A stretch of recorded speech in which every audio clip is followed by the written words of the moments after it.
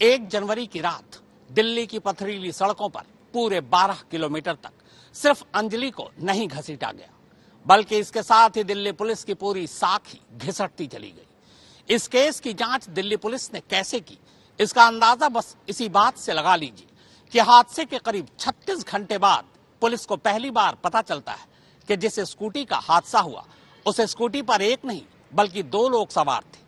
अंजलि के अलावा उसकी एक दोस्त भी थी। इस हादसे की सबसे अहम चश्मदीद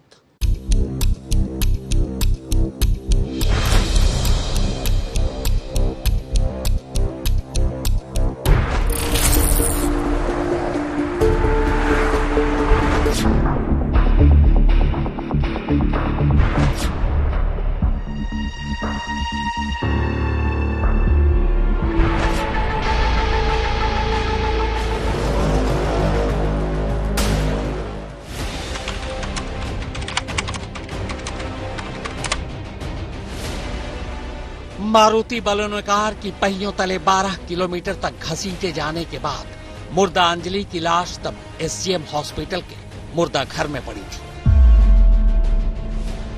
पोस्टमार्टम होना अभी बाकी था, लेकिन पोस्टमार्टम होने से पहले ही आउटर डिस्ट्रिक्ट के डीसीपी बाकायदा कैमरे पर ऐलान कर चुके थे। ऐलान ये कि न तो अंजलि का कत्ल हुआ है, न ही उसके साथ रेप हुआ है।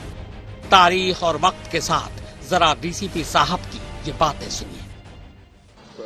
कोई सेक्सुअल असॉल्ट और मर्डर का इंसिडेंट है, ये बिल्कुल गलत है, बिल्कुल बेबुनियाद है, तथ्य पर आधारित नहीं है। हमारे इन्वेस्टिगेशन के मुताबिक पूरे तौर पे ये तय है कि ये एक फैटल एक्सीडेंट है, जिसमें कार चलाने वाले लोगों ने विक्टिम को ड्रैग किया, काफी दूर तक खींचते हुए ले गए, जिससे शरीर के कपड़े भी रिमूव हो गए थे और रेप्स एरिया भी डैमेज हो गया था, सारा पोर्शन छिल गया था।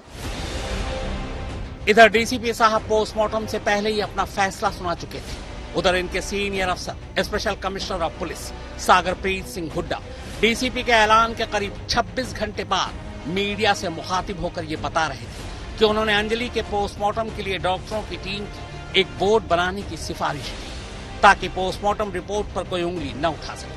सुनिए उन्होंने ऐसा कहा था या नहीं। इसमें एक मेडिकल बोर्ड कॉन्स्टिट्यूट कराया जा रहा है, जिसकी रिपोर्ट के आधार पर फर्दर इन्वेस्टिगेशन होगा। इसके साथ साथ जो भी हमारी फॉरेंसिक टीम्स हैं उनका असिस्टेंस लिया जा रहा है और लीगल टीम्स का भी असिस्टेंस लिया जा रहा है। मल्टीपल टीम्स बना दी गई हैं जो इस केस को इन्वेस्टिगेट कर रहे हैं। अब जरा सोचिए, जिस जिले में यह हादसा हुआ उस जिले के सबसे बड़े पुलिस अफसर यानी डीसीपी बिना किसी जांच पड़ताल और पोस्टमार्टम रिपोर्ट किया, पोस्टमार्टम तक का इंतजार किए बिना अंजलि की मौत को एक मामूली सड़क हादसा बताकर एक तरह से केस बंद कर रहे थे। जबकि हुआ यूं कि अंजलि का पोस्टमार्टम 2 जनवरी की दोपहर के बाद शुरू हुआ। पोस्टमार्टम की रिपोर्ट 3 जनवरी की सुबह आई। इस रिपोर्ट में मौत की वजह चोट बताई गई, साथ ही ये भी बताया गया कि अंजलि के साथ रेप नहीं हुआ है। इस पूरे केस में दिल्ली पुलिस ने कैसे काम किया भी कि नहीं, और फिर मीडिया और लोगों के गुस्से के बाद जो कदम उठाए वो अपने आप में बेहद शर्मनाक है। दिल्ली पुलिस ने इस मामले में जो पहली एफआईआर दर्ज की उसमें ये लिखा कि अंजलि स्कूटी पर अकेली जा रही थी, कार से टक्कर हुई और फिर कार उसे घसीटती हुई ले गई। 2 जनवरी की रात तक इसी एफआईआर की यही कहानी दिल्ली पुलिस का हर छोटा बड़ा अफसर दोहराता रहा। लेकिन फिर 2 जनवरी की देर रात और 3 जनवरी की सुबह खुद पुलिस की अपनी ही कहानी, अपनी ही एफआईआर में लिखी बातें सब पलट गई। और ये सब कुछ इसलिए पलटी क्योंकि अंजलि की मौत के करीब 36 घंटे बाद पहली बार दिल्ली पुलिस नींद से जागी थी। शुरुआती 36 घंटे पुलिस ने कुछ नहीं किया, जैसा अमूमन वो रोड एक्सीडेंट के हर मामले में किया करती है। खुद दिल्ली पुलिस के एफआईआर के मुताबिक अंजलि की दुर्घटनाग्रस्त स्कूटी 1 जनवरी को देर रात 2:18 पर मिली। इसके करीब 2 घंटे बाद तड़के 4:11 पर अंजलि की लाश मिली। सुबह के 6 बजते लाश की शिनाख्त अंजलि की शक्ल में हो चुकी थी। पुलिस की टीम अंजलि के घर वालों से संपर्क भी कर चुकी थी। फिर इसके बाद वो हाथ पे हाथ धरकर बैठ गए। अगले 36 घंटों तक यूं ही बैठी रही। और इस दौरान हुआ यूं कि 12 किलोमीटर तक मोटर कार के पहियों तले एक लड़की के घसीटे जाने की दर्दनाक मौत हर न्यूज चैनल पर हेडलाइंस थी। 2023 के पहले ही दिन की ये सबसे बड़ी खबर बन चुकी थी। लोग सड़कों पर उतर आए, राजनीति अलग शुरू हो गई। लोगों के गुस्से को देखते हुए गृह मंत्रालय को बीच में कूदना पड़ा। गृह मंत्रालय से दिल्ली पुलिस को फटकार लगी। फिर आनन फानन में 2 जनवरी की रात गृह मंत्रालय दिल्ली पुलिस कमिश्नर के नाम एक लेटर जारी करता है। इसमें हुक्म दिया गया कि मामले की पूरी जांच फौरन हो और इस जांच की जिम्मेदारी सीनियर आईपीएस अफसर शालिनी सिंह को दी जाए। दिल्ली वालों के साथ साथ दिल्ली पुलिस अब गृह मंत्रालय के भी निशाने पर थी। लिहाजा 36 घंटे बाद 2 जनवरी की रात अचानक दिल्ली पुलिस की नींद टूटती है। आनन फानन में पुलिस की अलग अलग टीमें जांच में जुट जाती हैं। कायदे से जो जांच उन्हें 36 घंटे पहले करनी चाहिए थी। अंजलि की कॉल रिकॉर्ड और एक्सीडेंट के पूरे रूट की एक सीसीटीवी फुटेज को खंगाला जाता है। मेहनत रंग लाती है। 2 सीसीटीवी फुटेज में अंजलि नजर आती है। तस्वीरें और टाइमिंग मैच कर रही थी। इसी के बाद दिल्ली पुलिस 3 जनवरी की सुबह अपनी एफआईआर से अलग एक नई कहानी लेकर सामने आती है। स्पेशल कमिश्नर खुद प्रेस कॉन्फ्रेंस करते हैं, लेकिन वो सिर्फ 93 सेकंड बोलते हैं। अपनी बात खत्म करते ही बिना रिपोर्टर के सवालों के जवाब दिए कुर्सी से उठकर रुखसत हो जाते हैं। सुनिए 93 सेकंड में वो क्या कुछ कहते हैं। सुल्तानपुरी की घटना में एक नया तथ्य हमारे सामने आया है, जिसके अनुसार एक जो इंसिडेंट हुआ था उस टाइम पर डिसीज्ड के साथ एक और लड़की थी और उसके मुताबिक ये जो घटना घटी है उस टाइम पर वो थी और उसको कोई इंजरी नहीं हुई थी और वो उठकर वहां से चली गई थी।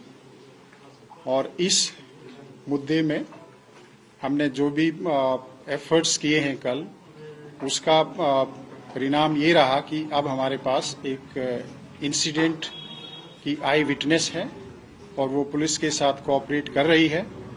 और इसमें अभी 164 सीआरपीसी के तहत उसकी जो स्टेटमेंट है वो रिकॉर्ड कराई जा रही है।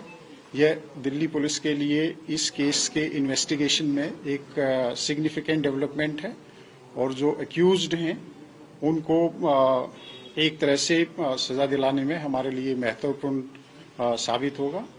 इसके अलावा इन्वेस्टिगेशन अभी जारी है। इन्वेस्टिगेशन अभी प्रारंभिक स्टेज पर है।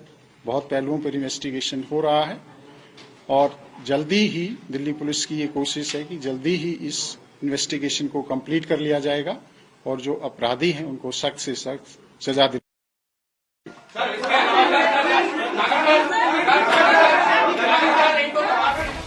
तो सुना आपने, पहली बार दिल्ली पुलिस ये खुलासा करती है कि हादसे के वक्त अंजलि अकेली नहीं थी, बल्कि उसके साथ एक दोस्त थी। इतना ही नहीं, इसके बाद दिल्ली पुलिस बाकायदा मीडिया को 2 सीसीटीवी फुटेज की तस्वीरें भी चुपचाप लीक कर देती है। अब अपनी कमियों को छुपाने के लिए पुलिस केस को कहीं और ले जा रही थी। अंजलि की मौत कैसे हुई, कैसे वो 12 किलोमीटर तक घिसटती रही, इन सवालों का जवाब देने की बजाय पुलिस खुद ही लीक किए सीसीटीवी फुटेज के जरिए अंजलि और उसकी दोस्त का चरित्र हनन करने की कोशिश करने लगी। यह निधि है, अंजलि की दोस्त। 31 दिसंबर और 1 जनवरी की रात अंजलि के साथ निधि भी थी। जब स्कूटी का एक्सीडेंट हुआ तब भी निधि अंजलि के साथ थी। हादसे में निधि बच गई, जबकि अंजलि कार के नीचे फंस गई। निधि अंजलि को उसी हाल में छोड़ अपने घर लौट गई। अगले 2 दिन तक उसने इस बारे में किसी को कुछ नहीं बताया। उस रात की कहानी निधि से भी सुन लीजिए। तो सामने से आई गाड़ी, फिर गाड़ी ने एक दूसरे की टक्कर दे दी तो वो गाड़ी के नीचे घुस गई। मैं अपनी स्कूटी के मतलब बगल में गिर गई, वो गाड़ी के नीचे घुस गई। तो गाड़ी के नीचे कहीं उसका पैर या कुछ उसका फंस गया था, तो फंसने के बावजूद वो निकल ही नहीं पाई।